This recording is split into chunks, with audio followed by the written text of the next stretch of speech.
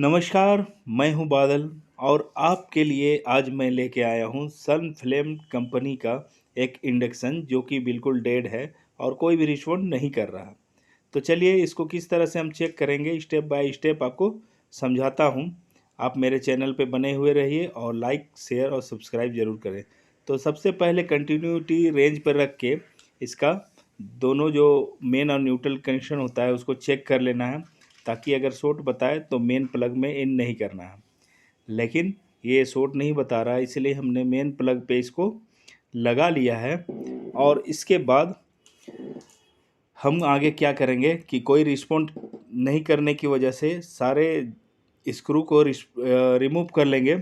और रिमूव करने के बाद में इसको स्टेप बाय स्टेप हम आगे करते चलेंगे कि हमें किस तरह से इसका फॉल्ट फाइंडिंग करना है। तो चलिए सबसे पहले स्क्रू को हम निकालना शुरू करते हैं, क्योंकि जब तक इसका ढक्कन रिमूव करेंगे नहीं तब तक हमें अंदर कुछ दिखेगा नहीं। तो स्पीड को मैंने काफ़ी ज़्यादा बढ़ा लिया है और ताकि जल्दी से जल्दी स्क्रू को निकाल सकूं। और इसको निकालने के बाद आगे मैं दिखलाता हूं। तो चलिए ओपन हो चुका है और ये फ्रंट जो पैनल है इसका वायर को हम रिमूव कर देते हैं, ताकि ये जो इसका टॉप ग्लास है इसको हम साइड में रख सकें। और इसके बाद ये जो आप देख रहे हैं ऊपर में हीटर कोयल, जो कि इसी के द्वारा इंडक्स होके आपका खाना कुक टॉप में पक जाता है। तो इसमें 3 स्क्रू लगे हुए हैं, तीनों को रिमूव कर लेना है। तो देख सकते हैं ये 2 हो गया और ये तीसरा जिसको अभी हम रिमूव कर रहे हैं। तो तीनों रिमूव करने के बाद इसको हम लोग पलटा लेते हैं। और पलटाने के बाद ये जो सेंसर की प्लग लगी हुई है तो उसको हम रिमूव करते हैं। उसके बाद ये जो 2 स्क्रू है जिसमें हमारा इंडक्शन कोयल जो है, हीटर कोयल जिसको बोल सकते हैं, उसका जो सप्लाई होता है उसको उसके स्क्रू को हम निकाल लेते हैं। इसमें 2 स्क्रू लगे हुए रहते हैं। तो चलिए ये दोनों निकल गया। अब बारी है, आप देख सकते हैं ये फ़ैन लगा हुआ है। तो फैन का जो कनेक्शन है उसको भी हम रिमूव करेंगे। तो उससे पहले ये हीटसिंक में एक नट लगा हुआ है स्क्रू, और जो पीसीबी में लगे हुए हैं स्क्रू, सभी को हमें रिमूव कर लेना है, ताकि इस जो मदरबोर्ड है इसको बाहर करना है। तो देख सकते हैं ये फ़ैन का जो सप्लाई है इसको हम लोग ओपन कर लिए हैं। और उसके बाद में जो मदरबोर्ड में बचे हुए स्क्रू को रिमूव करके हटा लेना है। तो देख सकते हैं इसमें 1 2 3 4 स्क्रू इसमें लगे हुए थे, चारों को हमने हटा लिया है। अब ये पीसीबी हमारा बाहर आ जाएगा। देख सकते हैं आपको नज़र आ रहा है इसमें पानी गया हुआ है। खाना बनाते वक्त ये ऊपर से अंदर घुस चुका है, जिसके कारण से ये शॉर्टिंग हो गया है। तो चलिए देखते हैं इसका कंटिन्यूटी नाप के कि इसमें हमें क्या क्या फॉल्ट मिलता है। तो देख सकते हैं इसका जो मेन कोड है, तो लाइन नहीं आने की वजह है मेन कोड से। आप मेन कोड को चेक कर लें पहले कि मेन कोड सही है या नहीं है। तो इसे कंटिन्यूटी रेंज पर रखें। तो देख सकते हैं एक साइड का वायर हमें बतला रहा और ये दूसरे साइड का भी हम बतला रहा, तो इसका मतलब ये वायर सही है। अब आगे हमारा एक फ्यूज लगा हुआ रहता है, देखिए ये फ्यूज, इसको हम चेक करते हैं। तो इसमें कंटिन्यूटी नहीं बतला रहा, मतलब ये हमारा फ्यूज शॉर्ट है। तो फ्यूज शॉर्ट होने के कारण को पहले ढूंढेंगे। तो आप देख सकते हैं रेक्टिफायर के ऊपर और ये जो इस आईजीबीटी लगी हुई है उसके ऊपर में जो खाना बन रहा था, खाना से जो गिरा हुआ इसके जो पानी के अंश होते हैं वो नीचे गिर के ये आपस में शॉर्ट हो चुका है। तो जिसके कारण जब इसका लाइन लगा होगा तो लाइन लगाते ही इसके जो कंपोनेंट्स हैं वो शॉर्ट हो चुके होंगे। तो चलिए आईजीबीटी को चेक करते हैं। तो इसको भी कंटिन्यूटी रेंज पे चेक करना है। तो देख सकते हैं हम जैसे भी नापे ये सारे तरफ से ये बतलाता है। तो इसको हमको पहले साफ़ कर लेना है और साफ़ करने के बाद में हमें आईजीबीटी को रिमूव करके, और आईजीबीटी रिमूव करने के बाद हमें इसमें नया आईजीबीटी डालना है।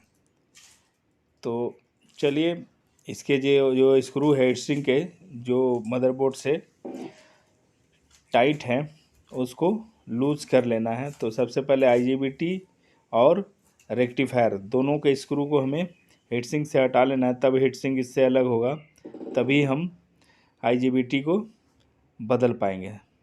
तो देख सकते हैं ये हीटसिंक है हमारा, ये आईजीबीटी और रेक्टिफायर के टेम्परेचर को एब्जॉर्ब करके ज़्यादा ओवरहीट होने नहीं देता है।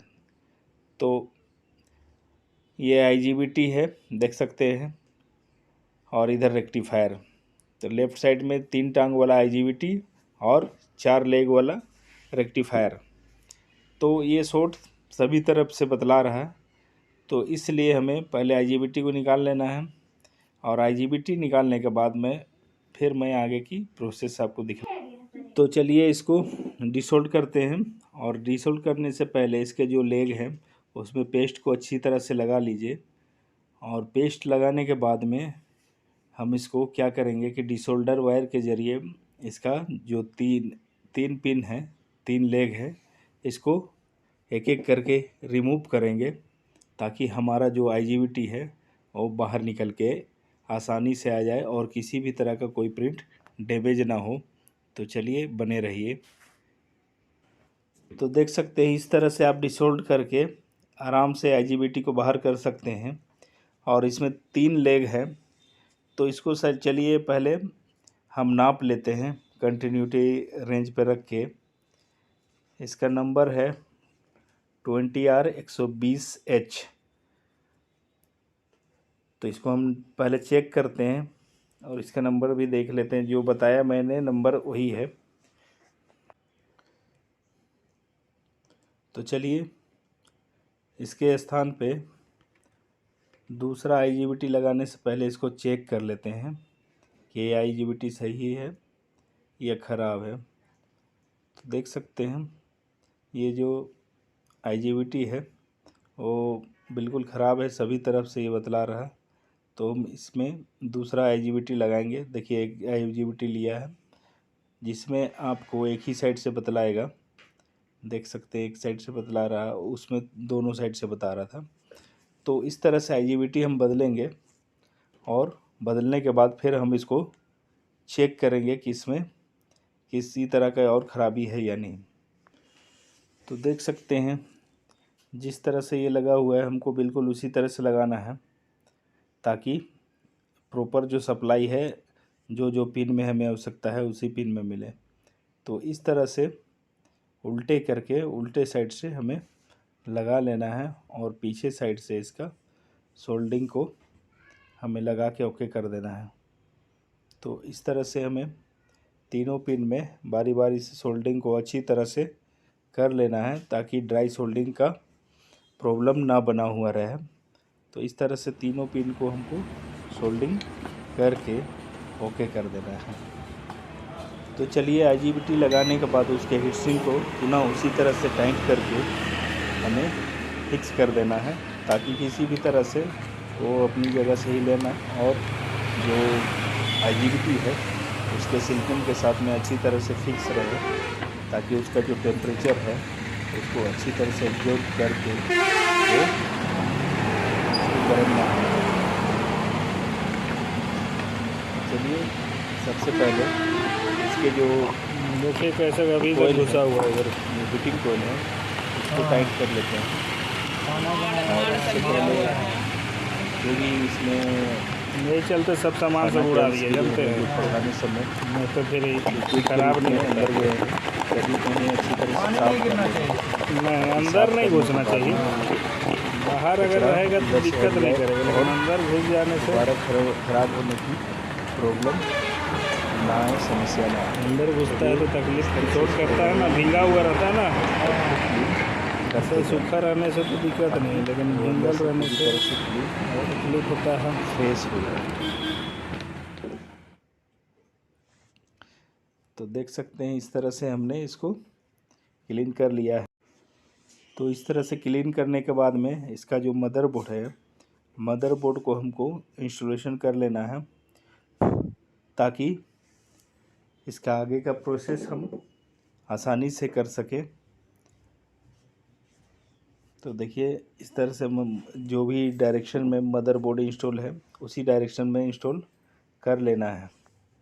उसके बाद देखिए ये फ़ैन का कनेक्शन है जो कि 18 वोल्ट की होती है। तो उस फैन की कनेक्शन को हमें मदरबोर्ड में लगा देना है। और ये जो कोयल है जो कि हमारा इंडक्शन का हीटिंग कोयल होता है, तो उसके जो दोनों पॉइंट हैं जिसमें स्क्रू से टाइट किए हुए रहते हैं उसको अच्छी तरह से हमें टाइट कर लेना है ताकि स्पार्किंग की संभावना बिल्कुल ना रहे। और स्पार्किंग होने से क्या होता है कि मदरबोर्ड भी जल जाता है। तो इसलिए अच्छी तरह से इसको टाइट करें, जितना बढ़िया से टाइट हो सके और फिक्स रहे और स्पार्किंग बिल्कुल ना आए लोड लेते समय, क्योंकि स्पार्किंग आती है लेकिन अगर आप अच्छी तरह से टाइट करेंगे तो ये संभावना भी बिल्कुल ख़त्म हो जाएगी। तो चलिए इस तरह से दूसरे वाले को भी हम अच्छी तरह से टाइट कर लेते हैं ताकि ये भी फिक्स हो जाए। तो देख सकते हैं ये हमारा दूसरा है। अब इसको भी हम स्क्रू ड्राइवर की सहायता से टाइट कर लेते हैं और अच्छी तरह से अपनी जगह में फिक्स कर देते हैं। तो चलिए ये हमारा फिक्स हो चुका है। अब बारी है जो टॉप सेंसर की। तो उसके जो सॉकेट है उस पे उसके प्लग को हम लगा देंगे और पीछे के जो लीड वायर है मेन लाइन उसको अपने सॉकेट में डाल देंगे। तो इस तरह से पीछे का जो मेन लाइन वाला जो खांचा बना हुआ है उसमें वो फिक्स हो गया। और उसके बाद हमें इसके जो 3 स्क्रू होते हैं हीटिंग रॉड, इंडक्शन जो हीटिंग कोयल होती है उसकी जो 3 स्क्रू होते हैं, तीनों स्क्रू को बढ़िया से टाइट कर लेंगे। और तीनों को देखिए ये दूसरा है हमारा और इसके बाद एक और बचा हुआ है, ये देखिए हमारा 3rd नंबर, ये तीसरा। तो इस तरह से जाके हमारा पूरा जो प्रोसेस है वो कंप्लीट हो चुका है। अब बारी है जो टॉप इसका है उसमें जो फ्रंट जो मदरबोर्ड है, फ्रंट बोर्ड है, कीबोर्ड, उसका जो जैक है उसको हमको मदरबोर्ड के सॉकेट में लगा लेना है। तो देख सकते हैं ये चौड़ा स्लॉट बना हुआ है, इसी पे हमें फिक्स कर देना है। तो देखिए ये फिक्स हो चुका है। अब इसको हमको सीधा तरफ करके जो हमारा टॉप है उसको नीचे का जो चेचिस का हिस्सा है उसमें हमें बैठा देना है। तो देख सकते हैं इस तरह से हमारा ये कंप्लीट हो चुका है। अब बारी है इसको चेक करने की, टेस्ट करने की। तो टेस्ट करने के लिए हमें मेन लाइन की आवश्यकता होगी। तो इसका जो मेन प्लग है उसको प्लग इन हम करेंगे। तो प्लग इन करने के बाद में हमें पता चलेगा कि हमारा जो कार्य है वो सफल हुआ या नहीं। तो आप देख सकते हैं इस प्लग में लगा लिया है, लेकिन ये जो हमारा प्लग है वो ख़राब है, इसीलिए इस पर आएगा नहीं। तो हम चलिए फिर से इस लाइन के कनेक्शन को बदलें। तो इस तरह हमारा जो प्लग है उसको हम दूसरे सॉकेट पे लगा के फिर से चेक करते हैं। तो देख सकते हैं ये 4 डॉट डिस्प्ले पे दिखाई दे रहा है। तो अब इसका ऑन ऑफ स्विच को हम प्रेस करेंगे, इसके बाद रिजल्ट देखेंगे। चलिए एरर 0 दिखला रहा है, क्योंकि एरर 0 इसलिए दिखा रहा है कि बर्तन नहीं है। तो बर्तन की जगह टीना का बॉक्स है, हम इसी से चेक करेंगे। तो देख सकते हैं ये बॉक्स लगाने के बाद ये एरर 0 हटाने से हो जाता है और लगाने के बाद 1300 दिखलाता है। तो इस तरह से हमारा ये हिट हो चुका है। तो चलिए पिछला हिस्सा का जो स्क्रू हमने टाइट नहीं किया था उसको टाइट